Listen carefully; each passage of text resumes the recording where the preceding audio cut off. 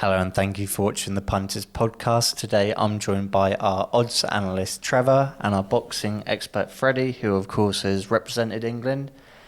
This week coming up is of course the big fight, which is Terence Crawford versus Errol Spence Jr. live from the T-Mobile Arena. How do you think the fight is going to go, Freddie? I think it's going to be a very cagey fight. I do believe it will go to the latter rounds, but I just think it will be very cagey and then the action will come in the latter part.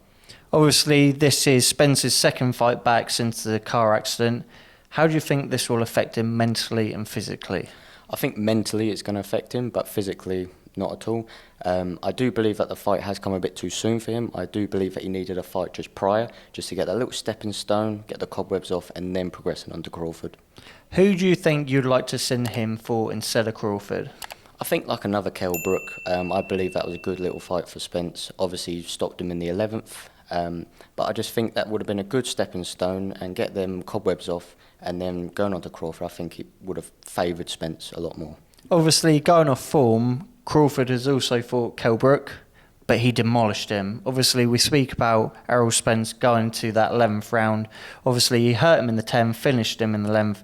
But if you look at the Crawford fight, he was badly hurting him in that 4th round. Obviously, finished him off in the same round. Having that said, and knowing all this information from a betting point of view, where's your money going to be?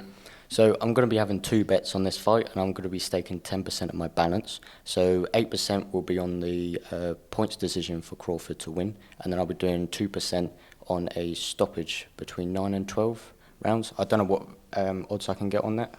Crawford points 15-8, Paddy Power generally available. On your rounds bet, generally 13-2, but Paddy Power are going 7-1, 9-12 rounds, so some good value to be had there. Yeah, and I really like your style of betting. I think I want to fit similar suit to that. I'm going to go for Crawford to win outright, I am. And I'm going to go 9% on that. And then I'm going to have 1% of the bank on the knockout as well. I think there's a chance of an earlier knockout just because this is a rush fight for Spence. So I'm going to do 9% on the outright, 1% on the knockout. What odds can I get on there? Crawford to win, generally available at 4-6. 1.7273 available on the exchanges, so 8-11. So, but betting with the firms 4-6.